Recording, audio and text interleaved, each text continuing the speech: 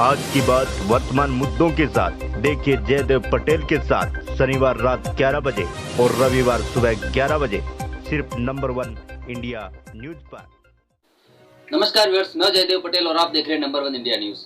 आज की बात वर्तमान मुद्दों के साथ के इस खास कार्यक्रम में आज हम बात करेंगे विश्व हिंदू परिषद देश में किस तरीके से काम कर रहा है और इसी के साथ ज्ञानवापी मामले को लेकर के जो बहस चल रही है, मामला सब्स्टिट्यूट है, मामला सुप्रीम कोर्ट में। ऐसे में क्या इसमें आपसी सहमति से कोई डिसीजन नहीं निकल सकता है? ये तमाम मुद्दों पर बात करने के लिए हमारे साथ खास सामान है विश्व हिंदू परिषद के राष्ट्रीय अध्यक्ष आलोक कुमार। आलोक कुमार जी, आपका बहुत बहुत स्वागत है आज हमारे प्रोग्राम में।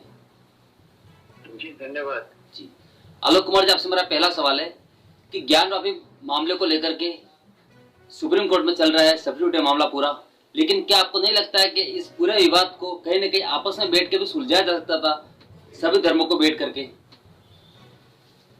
मुझे नहीं लगता कि ऐसी कोई संभावना है।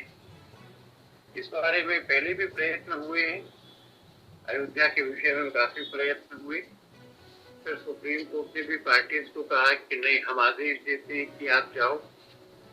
पर वर्तमान राजनीतिक स्थिति में इस मामले को शांतिपूर्वक ढंग से निपटाना ये कोर्ट के द्वारा हो जाएगा।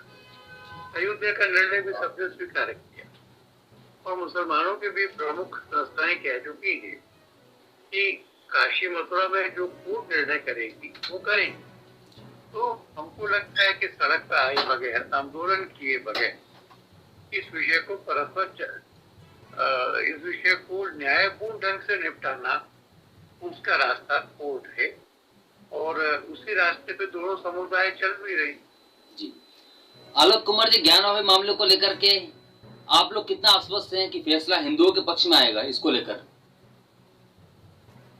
ऐसा भविष्यवाणी करने का तो कुछ कारण, पर मैं विश्व हिंदू परिषद का कार्यकर्ता होने के साथ वकील भी हूँ, तो मैं कह सकता हूँ कि मैंने ये दोनों मुकदमे देखे, इसके गुण दोष देखे और मुझे विश्वास है कि सत्य और न्याय, प्रमाण, कानून ये सब हमारे पक्ष में है और मैं हिंदुओं की विजय की प्रतीक्षा कर रहा हूँ। जी आलोक कुमार जी, अब मैं बात करूंगा विश्व हिंदू परिषद को लेकर के। इस पर तरह तरह के आरोप लगते आए हैं कि विश्व हिंदू परिषद एक आतंकवादी संगठन है, पीएफआई की तरह इसको भी बैन कर देना चाहिए। इसको आप कैसे देखते हैं इन आरोपों को? किसी को उदाहरण भी तो देना पड़ेगा, किसी एक घटना का, एक जिसमें हम लोगों ने आतंकवादी कार्रवाई का समर्थन या सहभाग किया हो। एक देशभक्त संगठन संविधान और कानून के अंतर्गत काम करता है, कानून की सीमाओं को लांघता नहीं। कुछ विरोधी लोगों को, जिनको हिंदू और मुसलमान संस्थाओं को समकक्ष लाने की बेहुदा जिद है, तो जब पीएफआई पर कुछ होता है तो वो कहते हैं पीएफआई पे किया, बजरंग दल पे भी किया। और बजरंग दल का कोई एक बार प्रतिबंध लगा था, ट्राइब्यूनल में गया था, ट्राइब्यूनल ने पूरा मुकदमा सुनने के बाद कहा था कि बजरंग दल पर प्रतिबंध का कोई कारण नहीं। आलोक कुमार जी, मुस्लिम समुदाय के लोग एक आरोप ये भी लगा रहे हैं विश्व हिंदू परिषद के ऊपर कि आप लोग मुस्लिम जो युवतियां हैं, औरतें हैं, उनको जबरन आप बेला फुसला के उनका धर्म परिवर्तन करवा रहे हैं।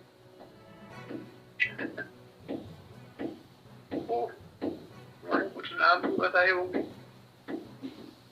हम जब कहते हैं कि एक आतंकवाद है, जिहाद है, लव जिहाद है, तो हमने तो पूरी सूची छापी, घटना, एफआईआर, शहर का, पीड़ित लड़की का, उसकी परीक्षा करने के लिए हम तैयार। अभी मुकदमे जो चल रहे हैं उसमें भी ऐसा हो रहा है, तो किसी को हमारे बारे में ऐसा कहना है तो उसको कुछ प्रमाण तो ढूंढना पड़ेगा ना, कुछ नाम तो बताना पड़ेगा ना। ऐसा कोई नाम सामने नहीं आ सकता, हवा में बातों को उछालने की बात। आलोक कुमार जी, लव जिहाद जो नाम दिया गया है, लव को जिहाद के रूप में देखना, ये कहाँ तक सही है? क्योंकि लव एक अलग एंगल है और उसके साथ में जिहाद को जोड़ना। ठीक है, जिहाद होता है, लव का उसमें धोखा होता है। हिंदू कन्याओं को, खासतौर पे गरीब घर की कन्याओं को, मुसलमान युवक अगर हिंदू होने का नाटक करके, तिलक या कलावा लगा करके दोस्ती में फंसाते, और जब वो लड़की कुछ दूर तक चली जाती है, लौटना मुश्किल हो जाता है, तब उससे मालूम पड़ता है कि ये मुसलमान, ये क्यों करता है? अपना वास्तविक परिचय देकर क्यों नहीं? धोखा होता है ना। और रोज ऐसे केस रिपोर्ट हो रहे हैं ना, तो हम जब लव जिहाद कहते हैं तो हम इसलिए कहते हैं कि वाह है, इसमें जिहाद है और लव का नाटक है, और इसलिए स्थान स्थान पे सरकारें इसके खिलाफ कानून बना रही है, इसके लिए दंड की घोषणा कर रही है। मुझे लगता है कि लव जिहाद एक ऐसी वास्तविकता है जिससे विश्व के सभ्य समाज को जूझना है। आलोक कुमार जी, इस समय एक मामला बहुत चर्चित चल रहा है सीमा हैदर को लेकर के। जो पाकिस्तानी युवती है, पबजी से प्यार हुआ, यूपी तो उत्तर प्रदेश के रहने वाला सचिन के साथ में, उसके बाद वो इंडिया आई अवैध तरीके से नेपाल के बॉर्डर होते हुए, और उसके बाद उन्होंने हिंदू सारे रीति रिवाज से शादी करके अब सचिन के साथ वो बसना चाहती है और कहीं न कहीं भारतीय नागरिकता की मांग कर रही है। तो क्या आप लोग इससे सहमत हैं? मुझे उस घटना की पूरी जानकारी अभी नहीं है, मैं टिप्पणी नहीं कर सकता। आलोक कुमार जी, ऐसा ही एक मामला और सामने आया जिसमें अंजू करके एक युवती है जो अवैध तरीके से पाकिस्तान चली गई और वहां पे जाकर उसने फातिमा बन गई और मुस्लिम धर्म अपना दिया। उस पर कोई टिप्पणी करेंगे आप? घटनाओं का बेरवा जाने बगैर टिप्पणी करना क्या जिम्मेवाराना हो जाता है। और एक हमारा सामान्य अनुभव ऐसा है कि मुस्लिम लड़के मिसरिप्रेजेंट करके हिंदू लड़कियों को धोखा देते, उसकी हम शिकायत करते। पर ऐसा आप एक एक केस करके मुझे पूछेंगे तो उसकी पूरी जानकारी के अभाव में मैं टिप्पणी करूंगा तो वो ठीक नहीं। जी आलोक कुमार जी, अगर कोई हिंदू व्यक्ति अगर मुसलमान बन जाता है तो धर्मांतरण है, लेकिन अगर कोई मुसलमान व्यक्ति अगर हिंदू बन जाता है तो फिर वो घर वापसी है, तो इसका कुछ इम्पैक्ट आपको नहीं लगता है कि दोनों ही तरीके से अलग अलग अपनी विवेचनाओं के आधार पर लोग सोचते हैं या फिर समझते हैं ना? अगर कोई शेख सैयद उनमें से हिंदू बनता है तो वो धर्मांतरण, क्योंकि शेख सैयद ऐसी जो बड़ी जातियां हैं तो कभी हिंदू रही नहीं, पर जिनको धोखे से, भय से, लालच से मुसलमान बनाया गया, या एक पीढ़ी, दो पीढ़ी, चार पीढ़ी पहले बुलाया गया, जिनकी पूरी परंपरा हिंदुत्व की, जिनके पूर्वज हिंदू थे, जो हिंदू देवी देवताओं को मानते थे, उनका घर तो यही है, उनका एनडीए तो हमसे कॉमन है। अगर उनको अपनी गलती का अनुभव होता है, वो लौटते हैं तो वो घर लौटना ही है। शेख सैयद आएगा तो घर लौटना नहीं, धर्मांतरण। आलोक कुमार जी, देश में यूनिफॉर्म सिविल कोड की बात बहुत तेजी से चल रही है क्योंकि अगले साल लोकसभा चुनाव भी होने हैं, तो क्या आप इसको चुनाव से जोड़कर देखते हैं या फिर यूनिफॉर्म सिविल कोड देश की जरूरत है? मैं इसको बाबा साहब अम्बेडकर के संविधान से जोड़ के देखता हूँ। उसमें सरकारों को निर्देश दिए, आर्टिकल 44 में निर्देश दिया गया है कि वो देश में सब लोगों के लिए इस तरह का कानून बनाने का प्रयत्न करेंगे, समान नागरिक संहिता। मैं ये भी देखता हूँ कि देश में बाकी सब कानून तो एक से है।